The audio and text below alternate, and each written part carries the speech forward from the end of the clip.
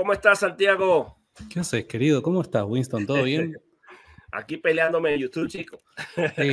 Son gajes del oficio, lamentablemente. ¿Cómo estás? Te pido perdón por los harapos, pero como te había dicho en privado, bueno, nada, estamos acá con la comida en casa y me pedí una escapadita rápido de mi esposa que está cocinando para poder estar unos minutos acá, como te había dicho, hermano. Ok, está bien. Entonces, yo estoy analizando el texto de 1 Juan 3:7, que es bien interesante. No sé si has venido escuchando el tema o si vas a hacer un comentario al respecto. Me dijiste que me ibas a hacer una pregunta sobre justificación. No sé si está relacionado con esto u otra cosa, no sé. Mira, Adelante. estás en todo tu derecho, sí tiene que ver con la justificación y estás en todo tu derecho de si consideras de que no tiene que ver con el tema y que te podés llegar a desviar, está todo bien, no pasa absolutamente nada. Lo que sí aclaro por las dudas, como siempre digo públicamente, el tema de la justificación no es mi fuerte, te tengo que ser honesto, no es algo que lo haya estudiado en profundidad, así que no tengo problema en decirlo. Sí, a mí el tema de la justificación, como otros temas, me causan, ¿cómo decirlo? Me llama la atención algo. Yo entiendo de que en el debate entre católico y protestante va a haber una cuestión de interpretación, ¿no? Particularmente en el tema de la justificación. Bueno, este pasaje particularmente que vos estás analizando, me parece de que solo con la Biblia, o solo partiendo del texto bíblico, o particularmente de este texto que estás analizando, me parece que puede llegar a ser discutible, y por eso es que justamente vos podés defender tu postura mediante ciertos argumentos y Rodrigo puede hacer lo mismo mediante otros argumentos, ¿no?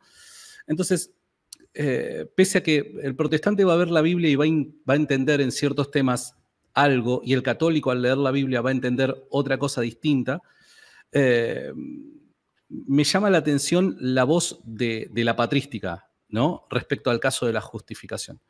Porque si realmente, y es acá donde yo te pregunto, si realmente a una sola voz los apóstoles comunicaron la justificación de la forma en la que el protestantismo hoy, o parte del protestantismo hoy, la sostiene, la defiende, creo que debería estar claro en la patrística. Toda esta interpretación o explicación protestante o de un sector del protestantismo que hace respecto a ciertos pasajes, tal y como vos lo estás explicando ahora, deberían ser también transmitidos y quizás de forma todavía más clara en la patrística.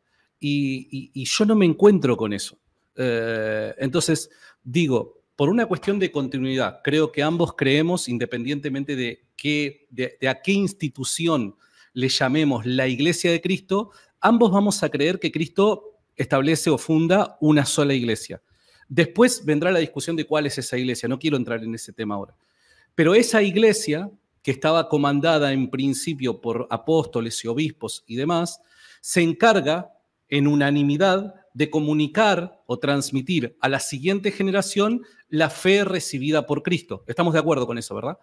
Entonces, en las siguientes generaciones de la iglesia primitiva, deberíamos ver en la voz de la patrística el eco de esta enseñanza apostólica, tal y como el protestantismo hoy la interpreta. ¿Por qué eso al parecer no sucede?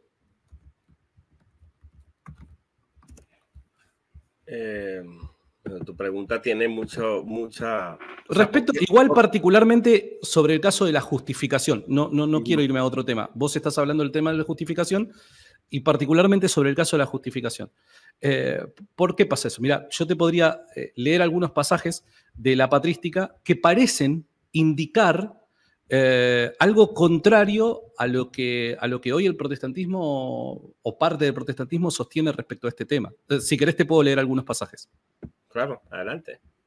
Ok, pero se entendió el planteo mío, ¿verdad? Sí. ¿Se llegó a entender? Tú lo que planteas es como, vamos a ver si te entiendo, una continuidad, o sea, que debería haber una continuidad histórica entre la opinión unánime, entre comillas unánime, digo unánime entre comillas, ya después voy a explicar por qué, entre la patrística desde los primeros siglos, la historia de la iglesia, hasta nuestros días para que sea una sola idea. Claro, no. Yo a lo que voy particularmente en esta continuidad me refiero exclusivamente a esos eslabones que conectan primitivamente a los apóstoles, que son quienes creo yo que coincidimos respecto a que hay unanimidad de fe en todo el cuerpo apostólico, y luego esa unanimidad de fe es transmitida a la siguiente generación, que son los obispos ordenados por estos apóstoles.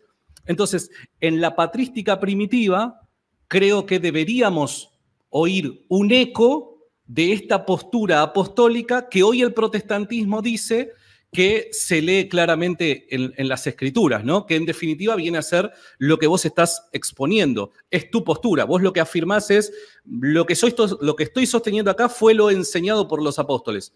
Ok, yo esto que vos estás enseñando acá debería verlo con gran claridad en la patrística. ¿Se entiende? ¿Por qué? Porque después, si la iglesia se corrompió, bueno, eso viene con el devenir del tiempo. Pero en los primitivos tiempos calculo que vos y yo estamos de acuerdo en que es poco probable que se haya corrompido por razones teológicas, históricas y hasta de dirigirnos directamente a las fuentes. Entonces, ¿por qué no encuentro claro esta postura que vos estás sosteniendo en la iglesia primitiva? Mira, te doy algunos ejemplos. Mira, por dar un ejemplo. Cuando leo la Didache, la tengo acá presente, mira. Dice la Didache: vigilad sobre vuestra vida. No se apeguen vuestras linternas, no se apaguen, perdón, vuestras linternas ni se desciñan, perdón, que este español antiguo me cuesta mucho leer. Sí, vuestros lomos. Si no estad preparados, porque no sabéis la hora en que va a venir el Señor. Reuníos con frecuencia, inquiriendo lo que conviene a vuestras almas. Porque de nada os servirá todo el tiempo de vuestra fe si no sois perfectos en el último momento. Mira, te cito a Clemente de Roma. Sí, pero quieres que no, está bien, te cito uno o dos y te doy el tiempo. Me das uno y dame tiempo para yo analizar lo que dice la Didache. Bueno, no, como vos prefieras, Claro. Sí, bueno, la Didache es un documento bastante discutible, ¿no? Con respecto a la legitimidad del mismo. De hecho, Roma no le hace caso a la Didache. ¿A qué te referís con que es discutido? Por ejemplo, la Didache dice que para bautizarse hay que poner al catecúmeno a ayunar. Hay que ponerlo a ayunar. Y eso va en contra de lo que Roma enseña. Roma no le enseña a ningún adulto que ayune antes de bautizarse, ni tampoco puede poner a ayunar a un bebé. Entonces ya ahí vemos que la tradición no va con la tradición de la Didache. O sea, la Didache no la utilizan como referencia para su teología de lo que es el bautismo. Ahora, pero pará, porque quiero entender tu punto. ¿A qué te referís con que se pone en tela de juicio la legitimidad, me parece que dijiste? Sí, claro. Porque ¿A qué te referís particularmente con eso? Cuando tú lees a Eusebio de Cesarea, creo que el capítulo 325 de Historia Eclesiástica de Eusebio de Cesarea, él hace una clasificación de libros. Los que le llamó libros, se llaman homolégama son los libros que eran aceptados y que eran considerados perfectos, cuyas autorías no estaban discutidas. Y estaban los que se le llaman los antilegoma, o sea, que eran los que eran de dudosa procedencia, que no estaban claros hasta ese tiempo. Y es de notar que Eusebio de Cesarea es el primer historiador, pero no es el único que clasifica el canon de esa manera, los que eran perfectos y los que eran de procedencia. Igual, perdón, pero acá el planteo, mira, préstame atención a una cosita. No, yo quiero que entiendas mi punto para que puedas ver, y ya te voy para que tú entiendas. Y lo mismo hace Orígenes de Cesarea y otros. Ellos veían el canon del Nuevo Testamento como dos categorías.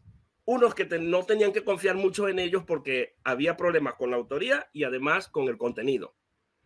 Y entre esos entra Santiago, entra las cartas de Juan, creo. La famosa tercera de Juan. Judas también entra. Apocalipsis. Entra el libro de Apocalipsis. Y entra uno de los que más costó para entrar en el canon, es Hebreos. Porque también, o sea, hasta el sol de hoy, no se conoce su autoría. Sin embargo, los ortodoxos sí cerraron y dijeron, no, nosotros nos decantamos. Mira, me parece que... Ok, me parece que... Pero mira, Ajá. me parece que o yo no me expresé correctamente o quizás no yo te entendiste entendí mi tu idea. punto y quiero hacer un punto que quiero que tú entiendas. Eusebio de Cesarea mete en esa Pero no tiene lista. nada que ver con el canon, ¿eh? Mi planteo no tiene nada que ver yo con el sé, canon. yo te entiendo, pero quiero que tú comprendas también que la Didache es también puesta en duda por el mismo Eusebio de Cesarea en esa lista, porque hasta ese momento... Pero ¿qué es lo que duda Eusebio de Cesarea respecto a la Dida G? ¿En qué es Él creía canon? que era dudosa, que era antilégoma. No, está bien. Mira, a mí me parece que nos estamos equivocando. Ajá. Esto que vos me acabás de señalar es el análisis que hacen distintos autores respecto a cuáles son los libros que deben ser considerados palabra de Dios. Ajá. ¿Está bien? Ese no es mi planteo. Yo no estoy apelando a la Dida G porque crea que es palabra de Dios. No. Yo quiero hacer un rastreo histórico, independientemente de que los primeros cristianos obviamente no creían que, o parte de ellos no creían que la Dida G tendría que ser incluido en un futuro canon. Más allá de eso, yo me quiero hacer un eco histórico de la voz de la patrística. Entonces, el comentario que vos traes a colación respecto a el valor que le estaba dando Eusebio de Cesarea a la Dida G, particularmente como inspirada o no, no viene al caso, porque mi interés no es... Pero sí es Cierro la idea y irrelevante. te dejo. Cierro la idea y te dejo. Es relevante porque no es solamente la opinión de Cesarea. Él está recogiendo cómo los cristianos interpretan el canon hasta ese momento. ¿Sí me explico? Claro. Sí, está bien, pero reitero, acá mi planteo no tiene que ver con el canon, no tiene que ver con el valor, si le daban o no le daban valor de escritura a la Dida G. Me parece que vos y yo estamos de acuerdo en que, independientemente de que podemos diferir respecto a hipótesis que tengamos acerca de la autoría de la Dida G, creo que los dos vamos a estar de acuerdo que la Dida G es un documento del siglo I. Estamos de acuerdo, ¿verdad? Claro. Bien. Entonces, la Dida G como documento histórico del siglo I se hace eco de una comunidad cristiana primitiva respecto a particularmente este punto, que es el de la justificación. Yo no estoy hablando si es palabra de Dios, no lo es. Eso hoy no viene al caso. Lo que sí, reitero cuál es mi punto. Mi punto es, si estas comunidades primitivas que recibieron de primera o segunda mano el Evangelio de los apóstoles, tendrían que, por causa de su cercanía histórica, tendrían que interpretar la escritura tal y como la están interpretando hoy por hoy los protestantes. ¿Por qué? Por una cuestión de cercanía histórica, porque no solamente ellos o parte de estas comunidades reciben los textos que luego van a ser parte del canon, sino que además reciben la enseñanza por vía oral. Entonces, acá tenemos la transmisión del Evangelio por medio de dos vías que nos aseguran que las primeras comunidades van a poder hacerse eco de forma legítima de la enseñanza de los apóstoles. Ok, bien. Entonces, en términos históricos, ¿cuál es la razón por la que la patrística primitiva va a interpretar el tema de la justificación, al parecer, lo voy a decir de esta manera, al parecer, de una forma distinta a la que parte del protestantismo va a interpretarlo, o particularmente en este caso vos? Sí, claro. Vamos con la Didache, porque a mí me gusta analizar lo que dice ahí, ¿verdad? Mira, vamos a analizar un asunto aquí, mira, vamos a ver. La Didache, esta es la sección escatológica y es el capítulo 16 de la Didache. Pero lo que te quiero decir es que la Didache está cuestionada por la crítica textual de si es o no es legítima. O sea, pudo haber sido ¿Qué quieres decir con legítimo? Pudo haber sido un documento fabricado posteriormente para hacer pasar como un documento del primer siglo. Eso es lo que te quiero decir. Ok, vos, ¿cuál es tu postura? ¿Tu postura es que es un documento del siglo II o que es un documento del siglo I? Me gustaría saber particularmente cuál es tu postura para seguir con el planteo. Personalmente, yo sigo manteniendo la duda, porque cuando hay esta crítica textual, para que tú más o menos me conozcas, yo abrazo la crítica textual. Bien. El texto crítico. Entonces yo no, hay ciertos pasajes, incluso de la Biblia, que son dudosos, que yo no los voy a aceptar. Ok, entonces, mira, vamos a hacerla, ¿qué te parece fácil? Al texto, porque es importante de la Biblia, después me traes lo demás. No te voy a llevar otro texto, A lo que voy es, si vos en esta ocasión estás poniendo, por dar un ejemplo, tenés dudas respecto a la legitimidad de la Dida G, me parece fantástico no entremos en ese debate respecto a la legitimidad de la DIAG, corrémosla a un costado directamente. No, pero vamos a dejarla, vamos a tomarla como beneficio de duda. Bien, es un documento, de todas maneras, se vamos a suponer que es un documento legítimo, porque yo no estoy negando es menos primitivo. No ajá, es un escrito primitivo. Vamos a suponer que sea legítimo y que estén equivocados los críticos. Ok, Santiago, ¿tú crees que un cristiano, con honestidad, yo te lo voy a preguntar con honestidad. Dale, voy a tratar de responderlo. Un cristiano genuino. Sí. ¿Puede alcanzar el estado de perfección en esta vida? Perfección, si te referís a una santidad absoluta, plena, ¿a eso te referís con perfección? Ajá. Y yo creo que sí. Yo creo que sí. Te doy un ejemplo. Yo creo que, por dar un ejemplo, los apóstoles alcanzaron ese grado de santidad. O sea, los apóstoles, ¿tú crees que los apóstoles eran perfectos? Perfectos, dependiendo el alcance, claro, dependiendo del alcance de lo que vos quieras decir perfecto, pero en cuestión de santidad, yo creo que sí, que realmente eran santos los apóstoles. Te podría incluir también a la Virgen María, pero como no quiero entrar en ese debate particularmente, prefiero dejarlo a un costado y te diría, bueno, creo que tengo buenas razones para pensar que al menos los apóstoles son un ejemplo. Sí, claro, no, Santiago, yo te entiendo. Mira, aquí está un problema, mira, ve. Ya, un ejemplo sencillo. La palabra perfecto es ambigua.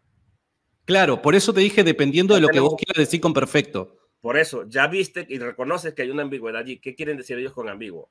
¿Quieren decir santidad? ¿Quieren decir un grado de perfección en el que ya no necesito más nada, sino que alcancé la plenitud y ya estoy listo que si me muero ahorita, Dios me va a declarar justo? O sea, en el cielo, ¿no? O sea, en un sentido como ustedes ven la justificación.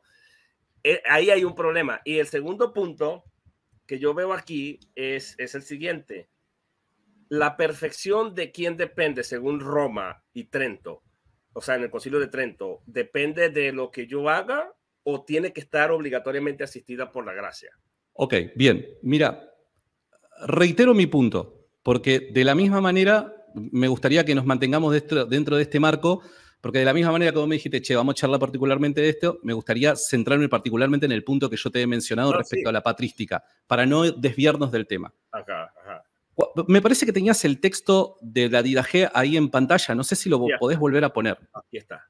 Y le mando un saludo enorme al doctor Enuel, que lo estoy viendo en pantalla. Le mando un fuerte abrazo. Si quieres te lo pongo en grande aquí, déjame buscártelo aquí, que lo tengo abierto aquí porque va a ser mejor, porque creo que el texto es muy pequeño, yo apenas logro verlo también. Vamos a ver, aquí está la DIDAG, lo puedo ampliar el texto. Ok, bien. Aquí. ¿Lo puedes ver mejor así? Sí, no, lo que pasa, yo tengo el problema de que tengo el monitor acá adelante, es chiquito, entonces puede llegar a ser por eso. No importa. Si la gente lo ve es más que suficiente. Ok. 16. Ahí está.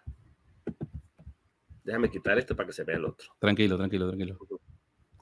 Bien, yo estoy de acuerdo con vos, que hay ciertas palabras que pueden llegar a sonar o ser, de hecho, ambiguas. Bien, ¿hay razones para creer que perfección aquí puede significar otra cosa que santidad? Es que ahí tenemos un problema, porque habría que analizar, Santiago, el texto en el original. Cuando ellos le ordenan a las personas, porque la patrística entendía muy bien el concepto de la gracia. Ellos entendían que cuando Dios te daba a ti un mandato, tú lo podías cumplir, pero asistido por la gracia.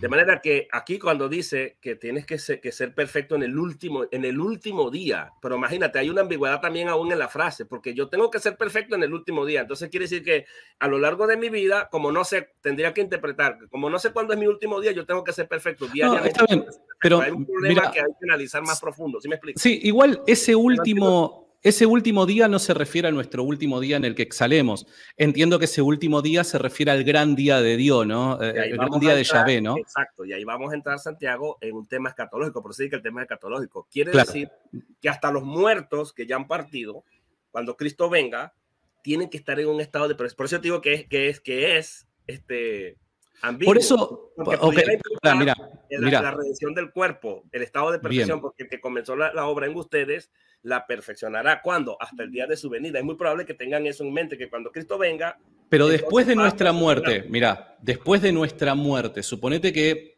ojalá Dios no quiera, me dé muchos años de vida, suponete que esta noche yo muero. En ese lapso de tiempo, desde mi última exhalación a el día del Señor, hay una, según la teología tuya, ¿no? ¿Hay un proceso de perfección en mí? Sí, claro que sí. ¿Ah, pero, sí? pero es... O sea, en el momento en el que yo muero, hasta el día del Señor, ese tiempo en el que biológicamente me encuentro muerto. Ah, no, te había entendido mal. Pensé que estaba Bueno, entonces la perfección, claro, entonces la perfección que tiene en mente se puede dar hasta el último momento de nuestras vidas. Eso es lo que tiene en mente el autor. Si dice el último día, habría que definir qué es el último día. Si el último día, claro, porque es escatológico, está refiriéndose a cuando Cristo venga. Cuando Cristo venga, tienen que ser perfectos. ¿Quién los va a perfeccionar? ¿Ellos o Cristo? Porque, bueno, te explico. Filipenses 1:6 dice, el que comenzó la obra en vosotros la perfeccionará el día de su venida.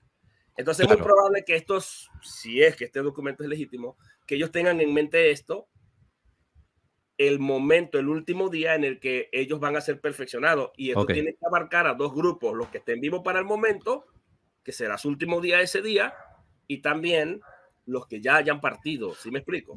Ok, entonces, o sea, tu postura, para poder entenderte, tu postura es que yo como cristiano, independientemente de que sea católico, que entiendo que mucha gente va en el caso católico, va a poner su objeción, ¿no? Suponete que yo soy cristiano evangélico y yo muero. Vos me decís, bueno, nadie alcanza la perfección en esta vida biológica. Ok, yo no alcanzo la vida biológica, en esta vida biológica yo no alcanzo la perfección. Dios me perfecciona en ese lapso de tiempo en el que estoy biológicamente muerto hasta el día de su venida, porque en definitiva no se puede dar en otro momento dicha perfección si al momento de mi muerte yo todavía no he sido perfeccionado. En vida Dios va perfeccionándonos. Bueno, está bien, pero vos me acabas de decir que yo no puedo alcanzar a ser perfecto. Sí, la muerte es una evidencia de que yo no alcanzo el estado de perfección, porque si yo alcanzo el estado de perfección en vida, yo no podría morir. Ahora, la perfección en términos bíblicos y teológicos consiste en la glorificación del cuerpo. Romanos 8:22, esa es la teología de Pablo, dice que nosotros esperamos, así como la creación con dolores de parto espera, ¿verdad? Él también va a argumentar y va a decir que nosotros también mismos, los que tenemos la primicia del Espíritu Santo, dentro de nosotros, con el mismo poder que se resucitó a Cristo de los muertos, ese mismo poder que está en nosotros, vivificará nuestros cuerpos mortales. No, ahí me parece que... espérate, recibiremos la adopción y la adopción, la redención de nuestro cuerpo. Ese es el estado de glorificación, que es el estado alcanzado de perfección.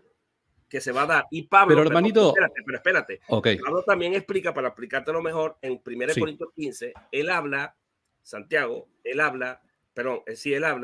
de el misterio. He aquí les digo un misterio. No todos viviremos, pero todos seremos glorificados. Y él habla pregunta. Según tu teología, ¿santificación y glorificación son sinónimos? El estado final de santificación es... Pero pará. Más allá de que es un proceso, yo te entiendo que es un proceso y lo entendés como un proceso, pero ¿se puede pensar en que santificación y glorificación son sinónimos, son intercambiables términos? No necesariamente, porque la glorificación es un acto. Claro. Acá desde mi humilde punto de vista creo que vos estás cayendo en la ambigüedad, porque primero estábamos hablando del término perfección significándolo santificación, pero ahora vos me traes a colación el caso de la glorificación, y glorificación y santificación no son sinónimos, no son intercambiables. Por ende, me parece que acá vos estás cayendo en la ambigüedad del término perfección. Por eso reitero mi planteo. No, es que Santiago, perdón, disculpa, no voy a estar de acuerdo contigo. No, la santificación es un estado progresivo de perfección que se alcanza su clímax en la glorificación. Pero no es lo mismo. No es.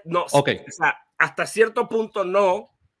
Hasta cierto punto no, pero es el estado, o sea, es el estado cumbre que culmina, que perfecciona mi santificación. Porque pero no es lo mismo. La santificación, incluso la Iglesia Católica cree eso, es un atributo comunicable de Dios, por la cual yo soy santo. El hombre no produce santidad. Bien. Es un atributo comunicable de Dios. Pero no es lo mismo. ¿Cómo que no es lo mismo? Claro, santificación y glorificación no es lo mismo. Pero si Dios es el que concede el atributo como algo comunicable y me lo va atribuyendo con los medios como la palabra. Mira, yo te soy honesto. No es lo mismo. Vamos quizás a poner de acuerdo. Yo creo haber entendido tu punto.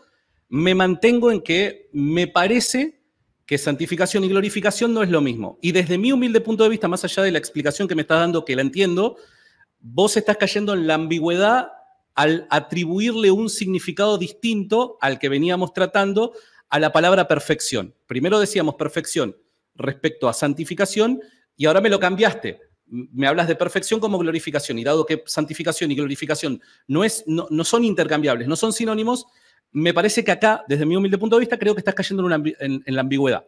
Pero bueno, no nos vamos a poner de acuerdo. No, Santiago, es que no hay ninguna ambigüedad. Es que la santidad, vamos a ver. ¿Cuándo comienza la santidad? Nosotros creemos, y la Biblia enseña, la santificación tiene que comenzar con la regeneración.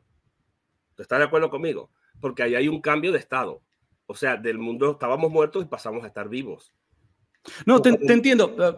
Quizás te voy a escuchar. Te escucho. Después quisiera, porque como no tengo tanto tiempo, quisiera poner el punto. Pero te escucho.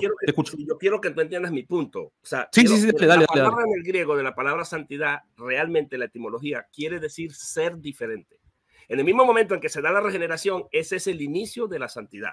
Pero luego, a medida que yo crezco en la palabra y voy madurando y todo lo demás, y Cristo me va ayudando, me va perfeccionando. El que comenzó la obra en mí me va perfeccionándome, pues en el sentido de santidad, en el sentido de madurez, en muchos sentidos. Luego, en el aspecto escatológico, mira que esa perfección va a ser clara, esa santidad. ¿Sabes por qué? Porque dice 1 de Juan, capítulo 3, va a decir, ahora somos hijos de Dios y aún no se ha manifestado lo que vamos a hacer, pero sabemos que cuando Él se manifieste, seremos transformados en la misma imagen de su Hijo. O sea, vamos a ser diferentes. Entonces sí es santidad, pero la santidad plena en estado cumbre, es lo que te quiero decir. Es el clímax, la glorificación es el clímax de la santidad que yo no puedo alcanzar. Eso es consistente con la teología también de Pablo en Romanos 8:28, que dice, a los que antes predestinó, los llamó, los justificó y los glorificó. Bien, buenísimo. Bueno, te dejé desarrollar el punto, pero obviamente no vamos a coincidir, pero sería una discusión interminable si yo te respondo, vos me respondés y no avanzaríamos, ¿no? Ok, bueno. No sé si querés que te cite otro pasaje más. Sí, bueno, quería mencionar que en realidad de la didaje de la patrística, pero yo te quiero decir esto, Santiago. Bueno, ok, te dejo. De la didaje particularmente, bueno, a ver, ¿qué es lo que pasa? Yo al citártelo, vos me planteás el caso de, bueno, una dudosa legitimidad que probablemente no fue escrito en el siglo I. Cuando te pregunto cuál es tu postura, me decís, bueno, me mantengo al margen porque soy una persona de la ciencia, de la crítica textual.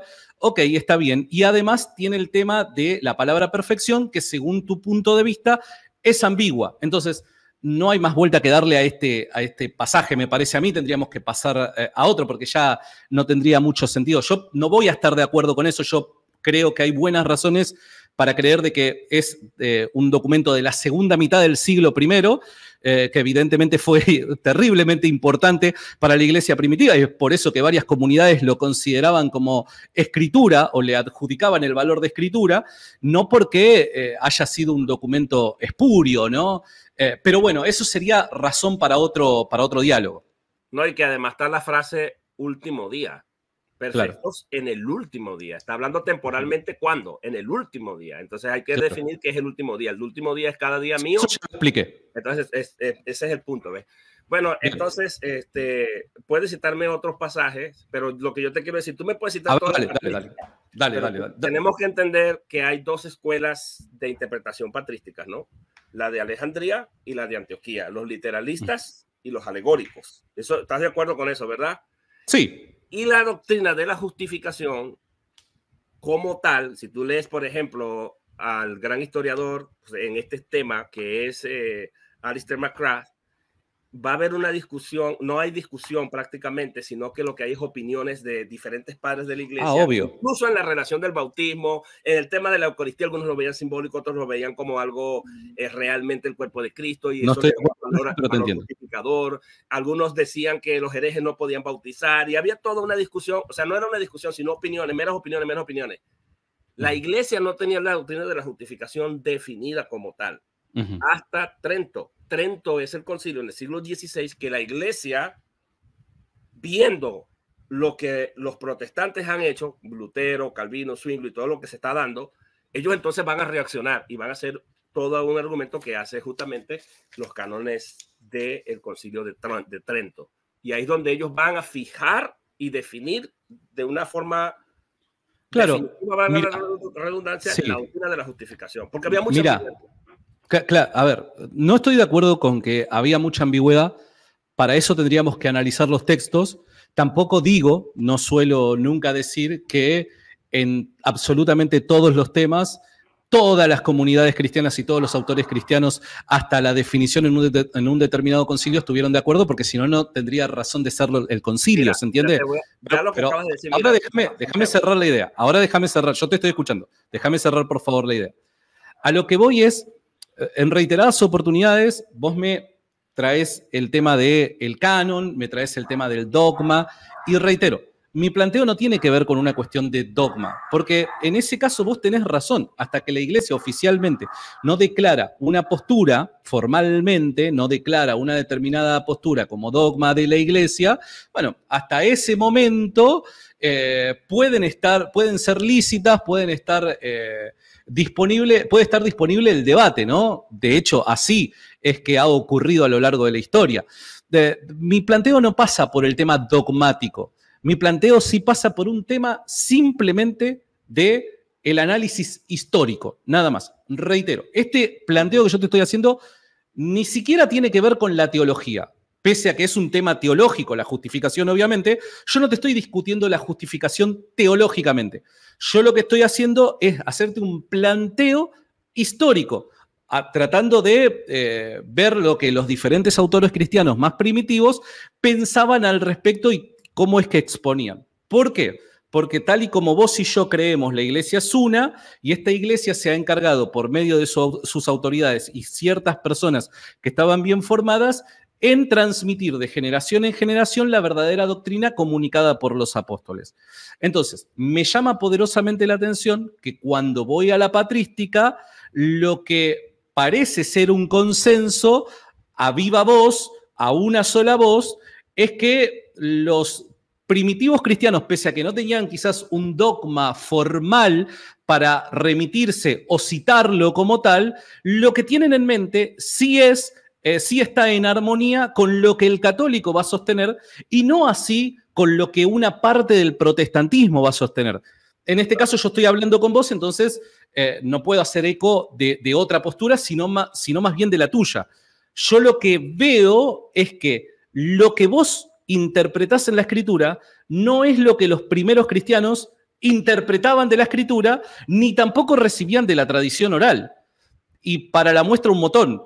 Cuando voy a la patrística, veo que en la justificación las obras son de vital importancia, están dentro de lo que es la justificación. Lástima, no tenemos el tiempo para poder ver estos textos, pero evidentemente estos autores creían que las obras eran clave para la justificación. Sí, claro, yo puedo entender tu punto. Tú te estás agarrando. Es una discusión histórica. Histórico. Sí. Pero yo te puedo demostrar que realmente la iglesia histórica no se limita a la iglesia de Roma. Y cuando analizamos cómo ellos ven la patrística, los 7 concilios y todo lo que se está dando, un tema central en el tema de la justificación es el pecado original y el purgatorio, porque el que no alcance la perfección en esta vida, según Roma, se muera en pecados veniales, tiene que alcanzarla porque tiene que ser perfecto antes de llegar a Dios, porque ellos interpretan ser perfecto como un texto base para el purgatorio. Pero ¿sabes qué? Nadie puede negar la historicidad también de los ortodoxos nestorianos, de los ortodoxos monofisistas, de los ortodoxos orientales y de los ortodoxos griegos. Pero ¿sabes una cosa? Mala noticia, no creen igual que Roma en materia de justificación. ¿Por qué? Porque en primer lugar, ellos no parten del pecado original, no creen en el pecado original, sino que ellos creen en el pecado ancestral. Ahí hay una diferencia grande. Pero respecto a la justificación en el debate protestante católico, ¿vos creés que algunas de estas comunidades, vamos a decirle, se acerca a la postura protestante? No es que se acerque, Santiago, el problema está... Uno de ellos sostiene... Pero es que cuando hablamos de historicidad tiene que haber una unanimidad interpretativa. Pero mira, te lo voy a poner. No, yo mismo, mirá, yo como católico, hace 5 minutos te acabo de decir que van a haber autores de la comunidad. Claro, bueno, no, está bien, pero presta atención lo que yo te dije hace 5 minutos. Yo te dije, hasta que la iglesia define formalmente en un concilio, hasta que eso ocurra, van a haber autores que en diversos temas van a discutir, van a debatir, van a haber comunidades que van a adoptar una postura, van a haber comunidades que van a adoptar otra. Yo no te estoy diciendo que en todos los temas todo el cristianismo universal va a pensar exactamente de la misma manera. No, eso no es histórico. Esa no fue mi postura. Por ende, me parece acá que estás combatiendo un muñeco de paja porque yo te lo aclaré hace 5 minutos. Sí, esa no es mi postura. Sí, Santiago, yo entiendo tu punto. Yo entiendo lo que tú me estás diciendo. Tú me dices que entre los mismos padres había algún tipo de disensión en cuanto a algunas formas y todo lo demás. Yo entiendo ese punto, pero estamos hablando de si el argumento es histórico y realmente estos elementos estaban presentes siempre. El Papa Juan Pablo II dice que la Iglesia Católica, él no hace una separación, la Iglesia Católica respira con 2 pulmones, Roma y Oriente. Por eso traigo el caso de los ortodoxos. Cuando tú analizas la doctrina de la justificación de los ortodoxos, ¿es la protestante? ¿Los ortodoxos entienden la justificación como los protestantes? Bueno, no, está bien, pero pará. Entonces, vos lo que tenés que, vos lo que tenés que tratar de hacer es justificar tu postura. Entonces, yo te pregunto, cuando vos traes a la colación los ortodoxos, bueno, ¿los ortodoxos interpretan el tema de la justificación de la forma protestante? No. Bueno, ¿y entonces para qué me lo traes a colación? ¿A qué voy? Pero son históricos. Okay, o sea, el punto es que... Sí, obvio que son históricos, claro que sí. Déjame desarrollar la idea ahora a mí. Pero es que vos te la pasaste hablando, yo te estoy escuchando. No, está bien. Si tú vas a acudir a la historicidad, ¿qué mejor ejemplo que agarrar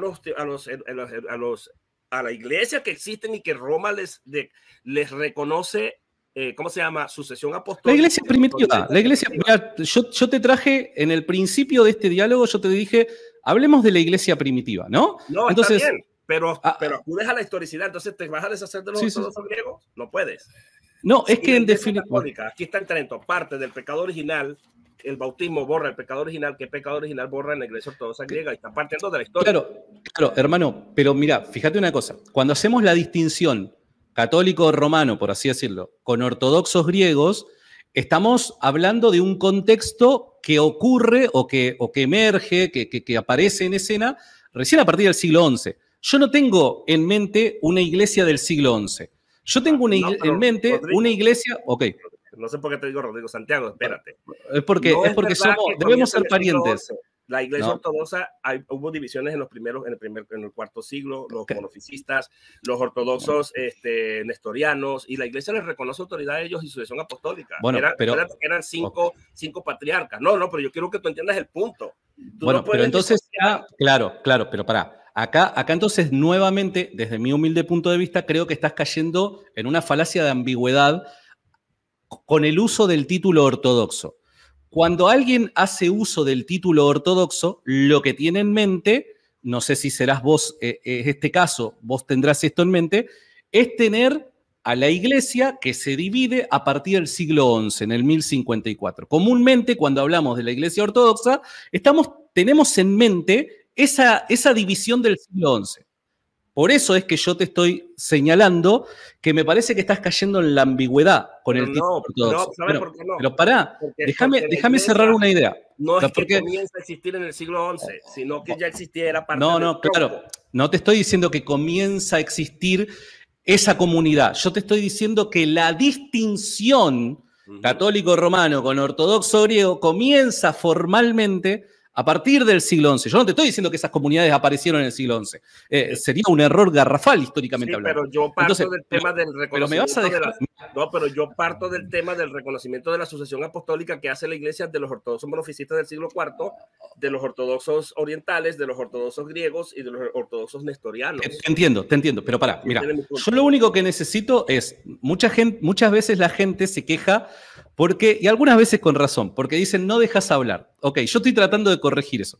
Lo único que te pido es que también me dejes hablar, porque entiendo de que, y estoy en tu canal y está fantástico, vos tenés que tener el control de ello, lo entiendo eso, pero al menos déjame cerrar una idea, ¿está bien? Nuevamente, yo entré aquí para hablar de la iglesia primitiva, de los primeros siglos, o sea, no nos vayamos ni siquiera al siglo XI, porque me parece que ni siquiera tenemos que apelar a ese tiempo para resolver el caso que te he planteado. Yo te estoy hablando de siglo I, siglo II, siglo III. Te hago una pregunta para que estemos de acuerdo, y en unos instantes ahora sí me tengo que ir porque mi esposa, vos sabés de que tenía poquito tiempo. Sí, perdón. Pero hablaste de terminar entonces. Sí, obvio que te voy a dejar terminar. Obvio, claro que sí. Obvio, antes de la pregunta. De lo que acabas de decir. Pará. No, porque yo quiero... Bueno, pero pará. Pero déjame cerrar una idea. Pero la cerraste y luego vas con una pregunta y no me dejas a mí entonces interactuar con lo que acabas de decir. No seas tramposo, chico. Pero no estoy diciendo tramposo. Mirá, hermano, contabilizá después el tiempo. Yo te puedo asegurar, te apuesto lo que sea, a que vos hablaste mucho más que yo. Te estoy tratando de prestar atención y entender. Te juro que lo estoy tratando de hacer. Pido disculpas si no me sale. Para que estemos dentro del mismo marco, o sea, para que hablemos los dos el mismo idioma. Cuando hablamos de iglesia primitiva, bueno, parece ser un tanto arbitrario ese título iglesia primitiva, ¿no? Porque ¿quién establece en qué momento deja de ser primitiva, ¿no? Entonces, vos vas a sostener, creo que como protestante, vos vas a sostener que la iglesia católica en algún momento en la historia se corrompió. ¿Estamos de acuerdo, verdad? Sí. Bien. No, claro que sí. Entiendo de que antes que suceda eso, se puede legítimamente llamar iglesia primitiva. ¿Estamos de acuerdo? Sí, también. Bien. ¿Cuándo es que ocurre dicha corrupción, hermano? Para saber de qué hablamos cuando hablamos de iglesia primitiva. ¿Cuándo ocurre dicha corrupción? Bueno, la corrupción comienza a ocurrir a lo largo de la historia de la iglesia. Pero ¿cuándo comienza? ¿Cuándo vos decís, che, mirá, la iglesia, bueno, sostenía, independientemente de ciertas excepciones a la regla que pueden existir, pero es que los judaizantes, ¿no? Santiago, mira, estamos cayendo en tema eclesiástico. Aquí no, es que yo quiero hablar de la iglesia primitiva. ¿Viste que yo entré a hablar? Me trajiste padres de la iglesia. La pregunta mía es, ¿por qué los ortodoxos en sus diferentes formas? Pero no me vas a contestar la pregunta, hermano. Yo te estoy contestando. Que Roma tiene, ni prohíben comulgar en Roma, prohíben, porque no creen en el pan sin levadura. Entonces hay un elemento distinto de justificación que cambia en la iglesia histórica ortodoxa, que el Papa le dice otro pulmón. Le mando un abrazo que lo veo en el chat a Edgar Pacheco. Le mando un fuerte abrazo a mi hermano Edgar. Y un día de esto, si me deja, lo voy a ir a visitar a su canal también. Hazme la pregunta. Bueno, entonces, mira, no te estoy desviando el tema y te pido disculpas si sonó así. No es que te estoy planteando un tema eclesiológico, no. Reitero, como yo te vine a plantear el caso de la iglesia primitiva y el eco de la iglesia primitiva en la voz de la patrística, necesito saber a qué llamás iglesia primitiva. Porque, reitero, el título de iglesia primitiva puede ser un tanto arbitrario, ¿no? Entiendo. Entonces, yo entiendo que vas a entender vos también que iglesia primitiva es esa iglesia antes que se corrompiera, que ocurriera dicha corrupción. ¿Cuándo es que ocurre dicha corrupción? Para saber que antes de que eso ocurra, todo ese tiempo, desde el fundamento de la iglesia, a través de Jesús de Nazaret, hasta esa corrupción, podemos llamarlo iglesia primitiva. ¿Cuándo es que ocurre eso? Claro, mira, es que tenemos que entender un punto aquí porque estamos partiendo de una pregunta que para mí tiene algo de falacia, ¿no? A ver, dale. Para ver, te lo voy a explicar. Pará, me dice, perdón, un segundo. Me dice Edgar Pacheco que no soy bienvenido en su canal. Pero si todo el tiempo me está pidiendo debate, yo le estoy diciendo, lo voy a ir a visitar y me dice que no soy bienvenido. Te mando un abrazo, Edgar, y vos sabés que al menos en mi espacio siempre sos bienvenido, querido. Ahora sí, perdón, Winston, te dejo cerrar la idea y me tengo que ir porque ahora sí ya se me está haciendo tarde. Okay. Te escucho. La iglesia primitiva tenía una pentarquía, 5 patriarcas. pero a la misma vez cada patriarca era autónomo y tenía libertad de interpretar no solamente las escrituras, porque eran vistos como sucesores apostólicos, y él y el obispo de Roma era visto como alguien que tenía honor entre iguales y tenía autoridad entre iguales, pero no era visto como el que tenía la preeminencia en autoridad por encima de los demás. Había independencia, eran autocéfalos, y eso lo puedes leer en la historia. En esas autocefalía o independencia, para decirlo de una manera, autonomía, por decirlo de alguna manera, que cada patriarca tenía, ellos interpretaban la patrística, se nutrían de los concilios en los que se disolvían problemas doctrinales, pero particularmente ellos se nutrían también de cómo los padres habían interpretado las escrituras, y ellos tenían cierta libertad de celebrar la misa o el sacrificio de la misa, como ustedes lo quieran decir, de una manera o de otra. En esta libertad, algunos celebraban, basándose en algunas citas de padres y también de algunas tradiciones judías, la Eucaristía, que después se unanimizó ya después del cisma de 1054, en el siglo XI. Ellos usaban la Eucaristía, tenía un elemento justificativo, pero ellos, como te digo, no permiten el pan sin levadura, como hace Occidente, o sea, Roma. Ya había una diferencia muy grande en materia de justificación. Y tampoco creían en el pecado original, y tampoco creían, o sea, no estaba presente esa idea de justificación como la elabora Trento, como la elabora Roma en el Concilio de Trento. Perdón, ¿en algún momento me vas a responder la pregunta? Porque esa no fue mi pregunta. Diciendo. Entonces, la corrupción de la iglesia, o sea, en forma aislada, muchos se empezaban a meter, sacerdotes o presbíteros, se empezaban a meter sus ideas. ¿Cuándo? Había una corrupción progresiva dentro de la iglesia que se va dando, y la iglesia los va sacando. ¿A partir de cuándo? ¿A partir de cuándo? ¿A partir de cuándo? De los primeros siglos, comenzando con Simón el pero Mago. Decime un momento concreto donde, a ver, con Simón el Mago la iglesia no se corrompió, porque en definitiva identificaron a Simón el Mago y lo fletaron. O sea, claro, a lo que voy es cuando hablamos de la iglesia se corrompió, lo que tenemos en mente es que la jerarquía que establece o que formaliza la doctrina del cristianismo se corrompen sus creencias. Bien, claro. Ok. Eso, ¿cuándo ocurrió? Para mí ocurre cuando el Papa comenzó a atribuirse la prerrogativa de que él tenía autoridad por encima de los demás apóstoles, que hasta ese momento nadie tenía eso. ¿Cuándo? Estamos siglo, más o menos un siglo, aproximadamente. 1054, pero ya empezaba a asomar. Ok, o sea que vos decís que en el siglo VIII, siglo VII, siglo VI, la iglesia no está corrompida. Pero tenían autonomía los patriarcas. No, está bien, te entiendo. Pero antes del siglo XI, entonces, la iglesia no estaba corrompida. Eclesiásticamente, es que tenemos que definir qué se entiende por corrupción. Para mí, corrupción consiste pero te lo acabo de decir. En que alguien tome el lugar de Dios y se proclame infalible y quería tener autoridad por encima de los demás, y que excomulgue a los otros y diga, bueno, nos separamos de ustedes y ahora nosotros somos la única iglesia verdadera y fuera de esta iglesia no hay salvación, y anatematice. Eso es corrupción para mí, y el casamiento con el Imperio Romano. Claro, ok. Bueno, está bien. Te entiendo. No lo comparto, pero te entiendo. Y te agradezco mucho por haber sido tan buen anfitrión, hermano, de verdad. Independientemente luego de lo acalorado que podemos llegar a ser los latinos a la hora de conversar temas que nos apasionan, gracias por haber sido buen anfitrión, querido. Vaya a comer que le van a dar palo. Sí, a esa sí, a esa le tengo miedo. A esa te juro que le tengo miedo. Le mando un saludo a Edgar. Qué lástima que no me quiere en su canal. Es una pena. Un fuerte abrazo, Winston. Claro que sí. Dios te bendiga. Chau, chau. Un placer, pues cuídate.